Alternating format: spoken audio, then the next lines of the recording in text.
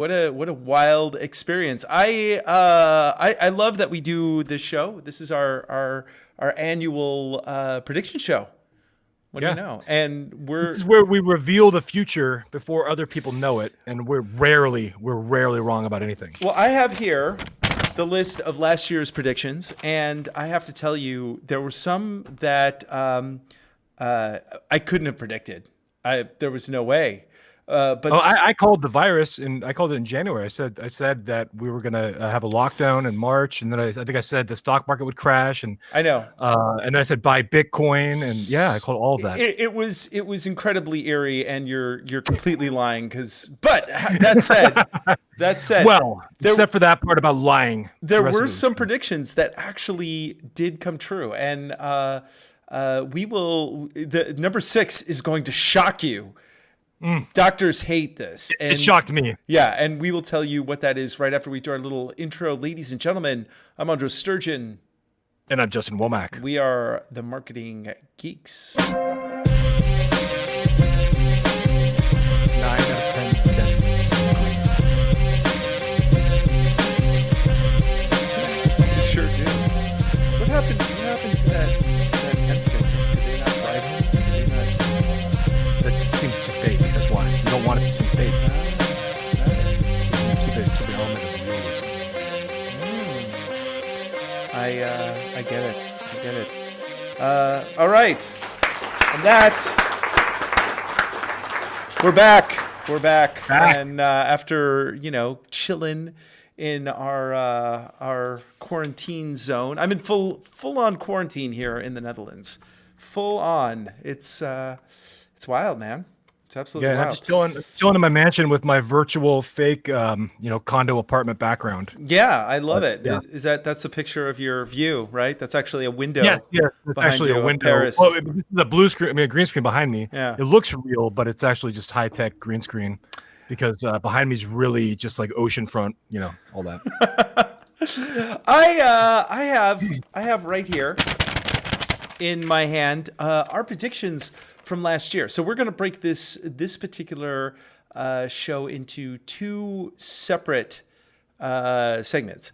And the first segment is going to be where we talk about what we predicted and how absolutely incorrect we were on some levels, and where we were correct. And we've got your predictions for next year. What do you think of that? I love it. Okay. I love it. Nice. Well, without any further ado, I want to start off with the first thing that we predicted, which was I don't know how correct was this. We both predicted that there would be more use of AI and less use toward Facebook. More use of AI and less use toward Facebook. I would say that we were incorrect. I'm going to give a 3 Pinocchios on that one, because Facebook is still being used a lot, and it got used a lot more because of the shutdowns, because of the lockdowns. So I think AI also is being implemented more, but it's more on the back end. We don't see it, so it's not something we can really visually see. But obviously, it's improving, and we only have a few more years until it's self-aware. Yeah, and maybe that was just wishful thinking on my part. I thought that people would probably use less Facebook, but you actually predicted that more enterprise companies would use Facebook and less small businesses, and small businesses would move toward different platforms like TikTok and other social platforms. What do you think of that particular prediction? Well, I think it's partially true.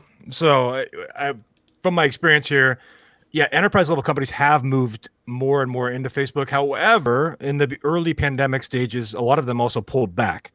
So we saw a pretty big pullback in ad spend from March till about July, I would say. And which was cool, because if you were running ads during that period, it was a lot cheaper for traffic. You could get a lot more traffic for less dollars during that little window of time. It seems to have picked back up again now. And small business owners, they've obviously, the shutdown has forced a lot of business owners that never used anything online before to now kind of learn online marketing and start transitioning into online. But I would say that no, not a lot of them are using TikTok for marketing quite yet. I would say that the majority of them probably don't even know what it is quite yet still. And Facebook still is the dominant advertising platform for both big and small business. But that's going to change because we're going to see what happens with the Pixel and how Apple and Facebook settle out their differences in courts and wherever else as we get through 2021. So, so I would say that was mostly incorrect, but there's a little bit of truth there. Well, one thing that is, and this is actually, I'm going to move into my prediction that will correct our lack of actually having a good prediction last year. And that is that Apple, and because they're going to war with Facebook right now over their advertising, Apple, I believe, is positioning themselves to create their own network, their own advertising network. Yes, it's only within, say, Apple users. Not a lot of people outside of Apple use, say, Safari. But they definitely have enough dominance with Apple TV, with Apple products, with their App Store, that they could probably have their own advertising network and shut out Facebook completely, which I could see them doing. Or make Facebook pay them to use it. So, which Facebook probably wouldn't do, but they could try to have, like, hey, you want to use our advertising network? Great. We're going to take a cut off of everything that we're going to take a percentage of everything that gets generated, whatnot, something like that. That could happen. I also think that it could go the other way, where Facebook starts developing cell phones, or Facebook starts, developing computers. I mean, I don't think so. Shock me. Yeah, I don't think so. I mean, maybe I'm just throwing it out there. Or maybe they buy, a company that, like, they buy like a Dell company, or they buy a company that already is doing like BlackBerry or something. I don't know. Is that still a thing? I mean, they could buy the shell of that company and then turn it into the Facebook phone, something like that. I don't know. I'm throwing a few random ideas out there, but I mean, I think Facebook is realizing that they are needing Apple a lot.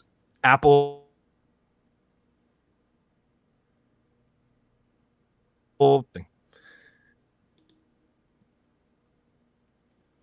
But what was that? What was that last thing that you just said? I said, sorry. I said Apple. No, I said Facebook needs Apple more than Apple needs Facebook. Yeah. Okay. That's what I thought you said. Yeah. I mean, we'll see about that. I think that a lot of companies now are definitely rethinking their Facebook strategy. They're the only game in town right now, so yes, they have to kind of play nice with Facebook. But overall, I'm I don't know, man. I think that those it's still too early to tell any of that stuff. But I do feel though that because Facebook is getting much more competitive, people are still using it because it's effective.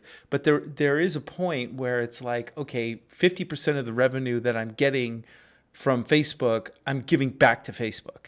And I think at some point people are going to get tired of that. So, I have no say over that. But, Facebook did try and have a Facebook phone like in 2006.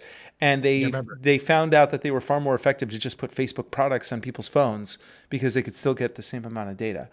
So that was until Apple, leveraged their app store and everything, and now is changing the game. So now Facebook's kind of back at square one. So I mean, I think it's realistic. They're not going to try to just start from scratch. They'd probably have to buy an existing company of some kind and build off that infrastructure. I don't know what company that would be, but they have to do something if they want to not ruin their ads platform. Because with Apple making that big demand, that would completely transform the landscape of online advertising going into mid 2021, we'll say. Yeah, and it would be really interesting if Facebook and Apple actually have a head-to-head battle. They get up on the stage and Apple's like, yo, Facebook, what do you say? I've got advertisement, so yours can go away. And then Facebook gets up there, Mark Zuckerberg with the mic, and he drops some rhymes. Tim Cook versus Mark Zuckerberg in a celebrity boxing match. Yeah, man, it'll be like the Silicon Valley version of 8 Mile. I'm looking forward to that. What do you think of my rap, man? Was that awesome? It was solid. It was Yeah. it's not bad. You know, You can't say that my flow isn't bogus because you're not ready to take on Joe Rogan quite yet. In a rap battle. Just watch. Not quite ready. Just we watch. will. We're gonna do it together. We're taking him on. Hey, you better watch your back, Joe Rogan. I'm coming for you. Here's my next two predictions. Not correct. I predicted that there would be some laws that would make it harder to track people, and the death of cookies and personalization, meaning that market segmenting would be a little tougher. So nothing happened there. You're a year early. That's all. I think that will eventually happen, but I think it's still a few years out, and it's going to be a slow crawl. I think that definitely personalization, market segmenting, getting as much data for lead generation. Some of those same things are going to matter, but I think that how people do it is going to change just a little bit, because my next prediction was actually completely correct. This one I knocked out of the park, and I said that outside the box marketing would become a thing. So outside the box marketing, meaning that you have to really think about different ways of marketing, the way that people get clients, the way you do outreach. And this was really interesting because at the beginning of the year, I have this huge client, right? And at the very beginning of the year, I sat down with the entire team and we made this big marketing plan. And the way that it would work is I would do generate some buzz around their big event. And then the big event would happen. And then we would do some kind of live stuff around the event. And then we would do like a follow-up movie around the event. But basically, most of the content that I was creating was going to be supporting the live events. And then, of course, that went out the window. So we had nothing, right? So what I ended up doing was I created just live events. I just created them. I did interviews with people. I turned it more into a live streaming sort of revenue generating tool. So we did a lot of live streaming on LinkedIn and on YouTube, and we did some advertising campaigns around the live events that we did, and we made them really high quality.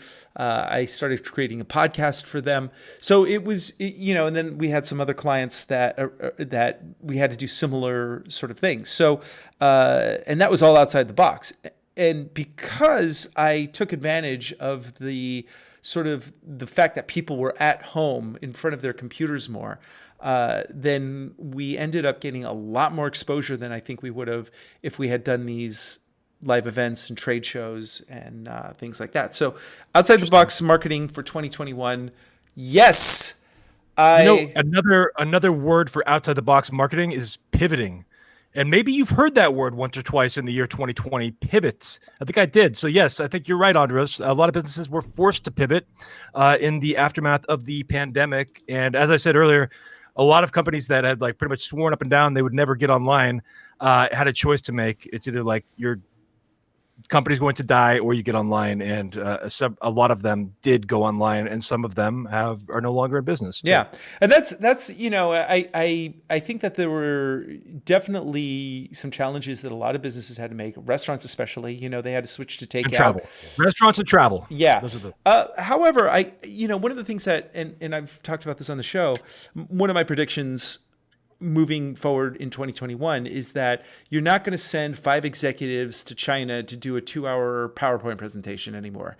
I think that in the early days of the internet, there were predictions that people would do a lot of telecommuting. There would be a lot of work at home options. It never quite took off. I think that this is tipping the scales to a whole new sort of way. I agree with you. And I think the commercial real estate space in terms of office space is going to be transformed forever following this. And I believe that a lot of your big office companies are going to shrink down to a one boardroom office space. So they might continue to rent a boardroom, and they'll just use that as needed for their big quarterly meetings or whatnot. And they'll just pay to fly people in as needed.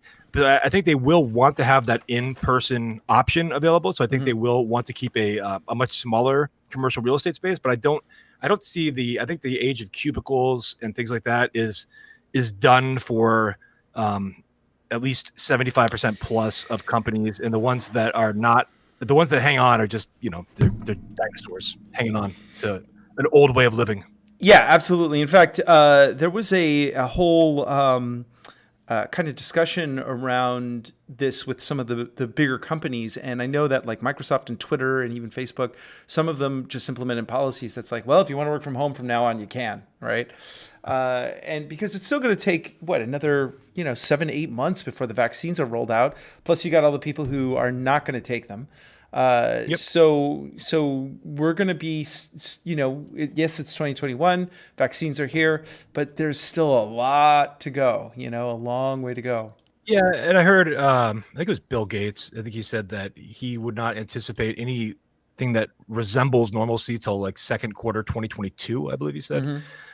And that's probably a more accurate timetable than what some people are saying, but we'll see. I have no idea really, because things move fast, things change. I don't know what to expect. I don't know, if travel will mandate the vaccine. I don't know what that looks like. That'll be kind of interesting to see if you see businesses mandating the vaccine or like airlines mandating it to fly or travel, because then you're going to have that clash between the vaxxers and the anti-vaxxers that'll hit mainstream. Yeah. More even, it's already hit somewhat of mainstream, but I don't think it's hit mainstream, and that could be an interesting clash. What does Bill Gates know? He wants to microchip my brain anyway. That's right. Yeah, he wants to microchip your brain, and I don't know why, but that's what he's doing. He's doing it. So I'm not sure what the end game is. He's just doing it. Yeah. So your other prediction, the new iPhone would be a complete letdown. That is accurate. I don't even know what the new iPhone did. It had a better camera. I don't know. Okay. That's exciting. Yeah, no, that was really a thud. So, so that happened. Yeah, that seems to happen like every year now. I mean, it's like, yeah, I don't know. Ever since Steve Jobs passed away, Tim Cook is a better executive. He's a better CEO, but he's not an innovator by any means. So you could see the innovation on that company has been dying year after year after year ever since Steve Jobs died. Yeah, for sure. And I actually said this last year, and I hold to it. Apple is now a phone company first. Like that's their bread and butter, and whatever. I agree. You could argue that the phone is really a computer, but yes, their iPhone is their central product. I would agree with that. The iPhone is what they're built around now, not the Mac or whatever they have. I predicted that deepfakes would dominate the election. I don't think they dominated it, but they definitely had an impact. Yeah, I mean, I don't know what happened. Speaking of, real quick, hold on. Have you watched the South Park guys? They do this whole like TV show on YouTube. Yes, I said that to you. Sassy Justice. Oh my god. Sassy Justice. Oh my god, it's so good. It is so good. For those of you who have not seen it, the guys from South Park, they made a deep fake interview show called Sassy Justice, and there's only one episode up there right now, right? It's only they think there's two. There's one, and then they did like a half episode for a second one. Yeah. Anyway, it's unbelievably fantastic. But I'm going to announce it here, folks. You heard it here first. We have a guest coming up, and did you see The Mandalorian with the big reveal of? I saw the big reveal, but I didn't see any of the show. But I already know the big reveal. The big reveal got spoiled for me. So apparently the voice was used by this deep fake technology that can take a mapping of someone's voice, and then you can just speak the lines, and it will sound like that voice. So you're saying the actor or actress that was revealed during the big reveal was not the voice of that actor? It wasn't even the voice. It wasn't the. Wow. It wasn't the person. It wasn't the voice. I have the CEO of that company on an upcoming show. So it's a fascinating technology. That's going to be a great show. So look for that in the next couple of weeks, because that is going to be off the hook. That was a coup. So you heard it here first. You didn't even know that, did you? I didn't even know that. No, that's news to me too. That's awesome. That's a good one. That's a solid one you got there. We actually have a legitimate show now. People listen to it, and so we can get real guests. It's like, It's bananas. You know what's crazy? That was not my prediction. I never predicted that people would actually listen to our voices. Well, I'm going to throw out a prediction while I tell you a little like side segment here, segue. Clubhouse, the app, the social media app, is going to be absolutely huge for podcasters, and it's an incredible app right now. It just crossed 1 million users on, I think it was the Friday before Christmas, or I guess was Christmas on a Friday, or it was like right around Christmas Day. They passed 1 million users. But it's still limited to iOS only. Mm-hmm. So it's only available to iOS devices, and it's only available by invite still. However, those invites are exponentially growing in availability. So it's almost open to the whole thing. But I mean, it's such a cool platform because you have an opportunity to network with like pretty high level minds and high level individuals. And I've already met several people. We have a potential guest that we will likely bring on the show, who is the son of a famous doctor and author. I'll just leave it at that. And it's I just think that is going to be an amazing thing. And I'm hoping that as it grows, we can leverage Clubhouse to do like Q&As with our, with all 7 of you. You could be there in Clubhouse with us, and we can answer your questions live, like after an episode or something like that. Mm-hmm. I think the interaction capabilities there, it adds a new level to podcasting. It's like podcasting, but it's like two-way podcasting versus like, one way where we're just talking to you. We're not hearing the feedback. We're not able to have you talk back to us live on the spot. So I'm really excited to see what we can kind of create through that and how it works. And plus, since I've been on there, I've been on there for about 3 weeks now. I have like 1,300 followers now. They let you link your Instagram and your Twitter, and it's funny. My Instagram and Twitter followings have like grown like huge. Really? And I just know that like even our podcast downloads have gone up relatively noticeably just from being in so many of those rooms and people like kind of getting to know me and then listening to the show. So, well, you gotta tell me next time you're trolling in there, because I will follow you around. Be your wingman. I know. I don't have a troll profile yet. I got to create a troll profile too. I have a prediction here. Cyber security will be a huge thing in 2021, and I was absolutely right about that. If you haven't heard about in fact, even more so, if you haven't heard about the SolarWinds hack that happened against the U.S. government, it's like crazy. That was pretty crazy. Yeah. So if those of you who don't know, there's like a piece of software that's kind of the backbone of a lot of the secret parts of the U.S. government. And somebody had a administrator password that they used that was like SolarWinds 123. And it was just like left open for a very long time. And apparently, people got in, and that's what happens. So weird. Password your shit, people. So don't click on phishing emails. Okay. They're not that hard to detect. Okay. Remember, this is the next. I'm going to play a clip from January 6th. So you know it's real. Yeah, this is January 6th, 2020. You can go listen to the show on the Marketing Geeks podcast at the 43-minute mark. 2 minutes and 31 seconds. I say the following. Here it goes. I do think that there will be a global economic slowdown. I think that the U.S. economy will still stay pretty solid. But I think that that things are going to move more towards automation. So we're going to see more stores without people, and the job market is going to be a little tougher. And then when it comes to the election, which is the big elephant in the room, right? I do believe that no matter what happens, Donald Trump will refuse to step down. He will not leave the post. And even if it's clear that he didn't win, even if he gets impeached, I do not see him leaving peacefully unless his nail marks are in the desk of the Oval Office. Yeah. Okay. So I said that there would be a global slowdown, that you'd see less people in stores, and that Donald Trump would not leave the Oval Office unless there were nail marks on the desk, and he would not concede for any reason whatsoever. So that, ladies and gentlemen, was the big prediction.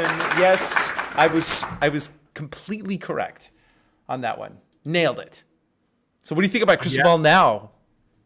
Well, I didn't I couldn't hear any of that because you were playing it through like you're externally playing it for the audience here. I couldn't hear what you were saying, so I'm not even sure that's true that you said all that. It's probably just deepfake technology. Now you're hanging out with that guy. I know. Created deepfake technology. I mean, that's a coincidental friendship to suddenly have very accurate predictions, huh? Yeah. Well, you know what? It definitely could be that I'm a deepfake right now. Could be. Yeah.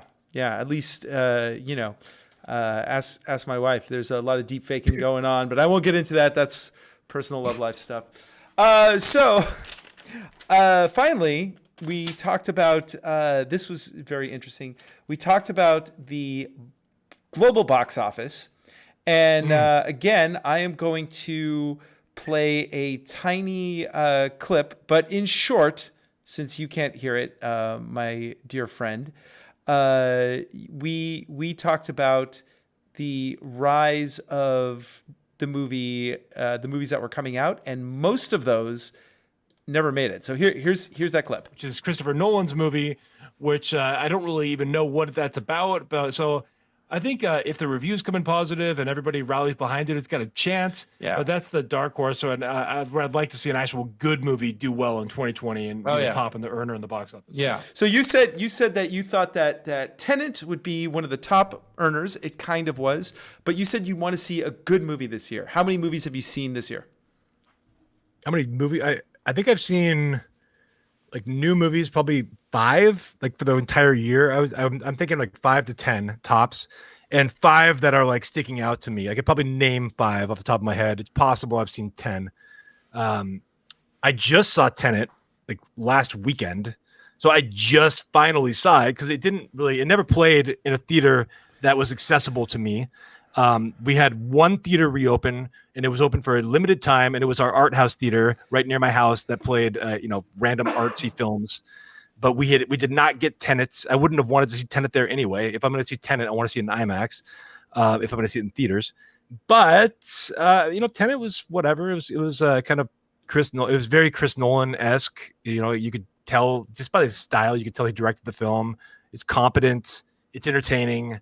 It's a little overly convoluted. It didn't need to be as convoluted as it is for some of the parts that they could still make sense without having to like make it that way. They could have dumbed it down, I think, in some areas. I was still able to follow it fine, but I just feel like they really like tried to make things overly convoluted for some reason. Yeah, I thought it was a MacGuffin device. It was like basically we have to go to this place and get this thing, and then they chase after the thing, and then they get there, and it's like now we have to get this other thing. And it's like a gray Rubik's Cube. It looks like a gray Rubik's Cube kind of thing. I feel like he had like some concept, and he was like, wouldn't it be cool if like things were going backwards and forwards at the same time, and then you breathe inverted air. And then everything else was just window dressing for this idea. But the way I look at it is, and this is somewhat a spoiler. I'm not going to give specific spoilers, but the concept wise, it's going to spoil something. So if you don't want to hear that, maybe tune out for a second. Once I saw it, like you watch one scene and then you watch it again as he goes back in time and like has like, for instance, he has a fist fight with himself at one point. Once I knew the rules to time travel, it was like, okay, like everything that every interaction with like people from the future is probably a character we know now. And it's, it just kind of, and then they did like a flashback scene where that one lady, like, and I instantly knew that was going to be herself. She watched herself. Yeah. Kind of jump off the thing, and it reminded me of 12 Monkeys when in 12 Monkeys he kept having that recurring nightmare, everything was predetermined. Anyway, and also I but it was funny because I predicted that Eternals would be the big movie that would dominate the box office this year. You might have been right. You might have been right still. Well, anyway, it was an absolute crazy year. So those what's really interesting is Disney. We talked about in the part 1 of last year's end of the year. We talked about Disney Plus, and we talked about how like they didn't really have a lot of shows that launch. But now we're at Q1 2021, and they still haven't released any new. They released like Mandalorian season 2, which I haven't watched any of. But they like there's been no Marvel shows. Actually, this is the year of zero Marvel. 2020 was the year of zero Marvel. Can you believe that? Think about it. And the question, zero Marvel. The question: did anyone miss it? Not really, because even because we're gonna get it really soon, and we're gonna catch up real quick. So I like Marvel, but yeah, I'm fine. Taking a year off. Well, here was my final prediction as far as the movies go, and I believe this again. I knocked this out of the park. I predicted that the movie industry, this would be the real last year that people would be ever interested in movies, and then after this, everything's going to go to streaming. And in fact, I was completely right about that, because Disney said that they're going to focus solely on streaming now. And it's, the pandemic, it's making a lot of things shift. But the one thing I truly lament, besides, of course, the loss of life and, the people who have long haul COVID, but and the rise of Q, which I certainly do not get. But the thing that I really lament is the death of the movie theater. And I think that is something that we will.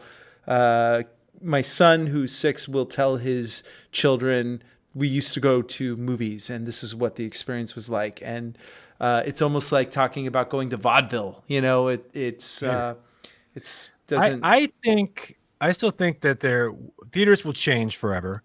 I think that there will be a place for IMAX and big theatrical experience locations. I think your general movie theater is done. Like you're not. There might still be a place only for the big screen, like your 10-story IMAX screen with super, top of the line sound. You could probably still sell tickets to that and still make that profitable, because I think there is an audience for that. But you're right. I'm not sure there is, though. I'm not 100% confident there is an audience for that. And two, there's a good possibility that isn't the case. So that seems reasonable to me. So if theaters do find a second life at all, it's going to be a much more experiential type of thing. So it's going to require, like, again, IMAX. It's going to require like big, gigantic screen experience, possibly like more advanced 3D technology, possibly moving seats, possibly, I hate moving seats. They got those out here, man. It's like somebody sitting behind you, just kicking your seat through the entire film. I'm not a big fan of it either. Yeah, it's all gimmick. And I think, the one thing that you said in that clip, which I totally get behind, is people are just hungry for good movies, and it doesn't matter if your effects are awesome, and if you don't have a good story, and to be honest, there's a lot of crap out there. There's so much crap. Next week, we're going to do our annual media rundown of all the media that we liked. But before we wrap the show up, I want to hear real quick. I was looking at some of the box office for 2020. Yeah. And like Tenet made around, in the US, made like 47 million or something total in the US. It did much better overseas. But like some of the reboot, like the movies that got re-released that had been just sitting on the shelves for years and years, ended up making like 5 or 10 million just by putting them back on the theaters.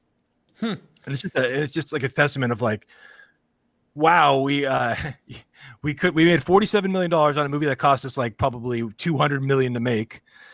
Or we could just repackage a movie that we've already had and just resell it. And so I think we're going to see a lot more of that happening with people like reviving these movies that have been on the shelves forever and putting them back in theaters, because Hollywood doesn't want to spend money and they want to make money. So that's some easy bucks. Well, we will see. Right, and that's one thing that The Mandalorian has definitely done, is it's shown that that you can do small scale entertainment and make it, profitable. Maybe. I stopped watching The Mandalorian after episode 1, season 1, because I can't stand that they made a show to sell a toy. The show was made to sell Baby Yoda toys. You cannot tell me that's not true. It was made to sell Baby Yoda. You didn't predict that, did you? I told you. I as soon as I saw Baby Yoda, that was it. I'm done. Not watching it. So I watched the show so you could sell more toys. So let's get to the actual predictions. What do you predict in marketing 2021? what's your I prediction? predict the rise of the hybrid events.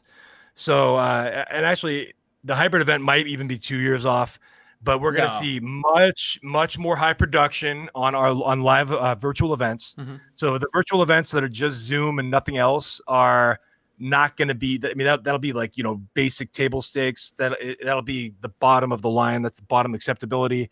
I think we're going to see a lot more of these events that are really integrating new technology to make for a much more immersive virtual experience. There's going to be new creative ways to get the audience members to engage with each other and engage with the speakers, and more gamification brought in to really get people to attend these things. Because I found that as a problem for myself is I would get a ticket to a virtual event and I would sit in for one session and then I get distracted really easy, because if I'm at the actual event location, I will sit there and watch the entire thing. But when I'm at home and there's a million distractions around me, it's a lot harder for me to stay focused. So they're finding creative ways to boost the engagement and keep the audience going. So I see that being a big trend for 2021, especially in my industry, since that's what I deal with a lot of. So the rise of virtual events and the what will eventually become hybrid events, where it'll be treated, I think all events will be treated virtual first going forward. And then there will also be a place for live studio audience members that want to be there too, to kind of make it a more VIP level experience. Yeah. And I totally agree. I actually think that the hybrid events are going to be, I think they're already rising. I mean, but you're right. The quality of them has to be like super dope. And because yes, people are tuning in more, but a lot more easily distracted. So I don't know. I do think though that more developing audiences will continue to be a thing. Now it's still, my prediction with Facebook was wrong last year, but I still think that it's going to start losing a lot of people now that after this election, they're shutting down certain groups that were spreading misinformation. Those particular people that want that information have gone to other platforms. I don't think those platforms, which are just their own echo chambers, are going to be very profitable, and because part of the whole idea is to like go to war with somebody and argue with somebody online. And if you have a bunch of boneheads who are like just circle jerking their own boneheaded ideas, what do you go for that from that?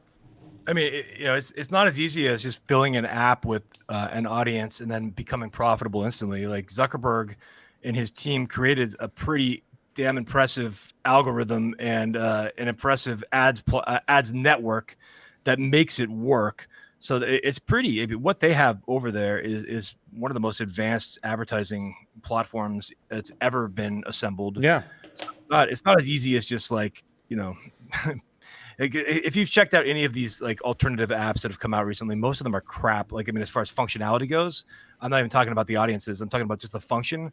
They're like really bad. They're like low level ripoffs of the program that they're bringing people off of. And yeah, so I don't see those even lasting. I think this is just like a little blip that they'll exist for a little bit, then everyone will forget about them and leave them. And what'll be interesting is to kind of see what happens with Facebook. Now, the government is currently still in a antitrust case with Facebook, where they're seeking to break up Facebook, WhatsApp, and Instagram. And there's cases here in Europe too. Everything I've read, though, suggests that won't happen. I mean, there might be huge fines levied, but everything I've read suggests that they will fail in breaking up the three companies. Now, that doesn't mean it won't happen. It just means that that's what I've been hearing in the articles I've been reading, are that like most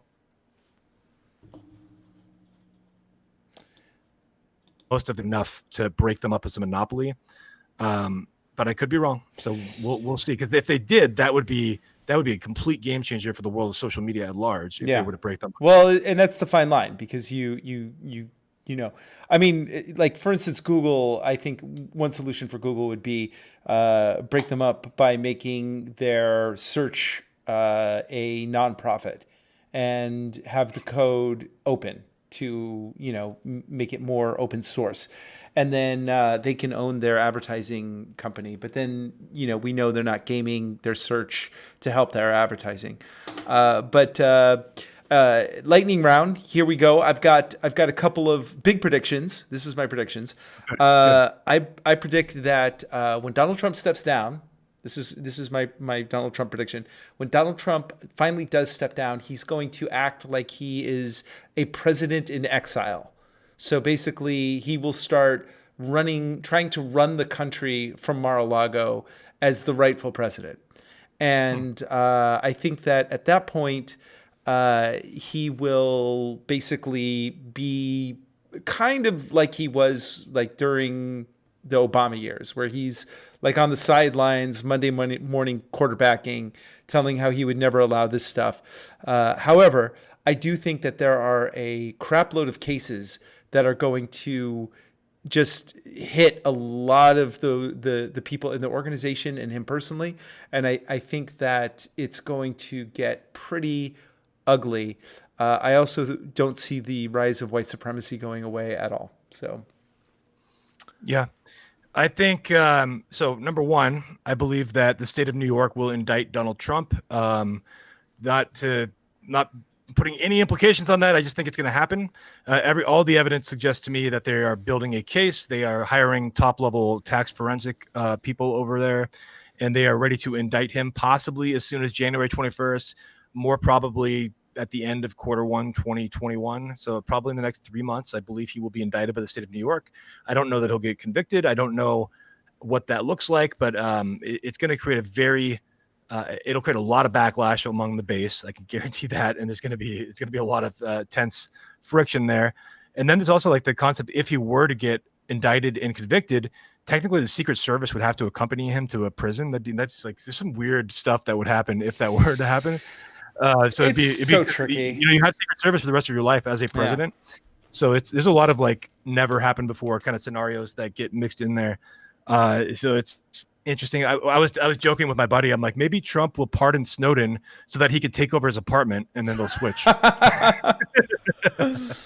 Well, we're definitely going into uncharted territory, but I think that we're going to be looking at more of the same for at least the next 6 months. More lockdowns, but as the vaccine rolls out, some people won't take it. Some people are going to try and forge their documents. I after long. I went back and forth over it, and I actually know a guy who runs a tech startup that sequences DNA, and he knows all about this stuff. He said that the vaccine is actually safe.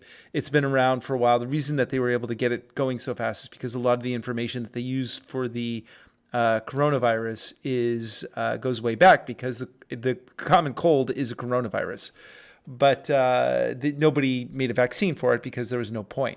So I think that the vaccine is safe. If it kills a bunch of people, well, that would be bad for the economy. So, I think. Yeah, I'm not gonna jump to take it. I will tell you that. I'm not gonna.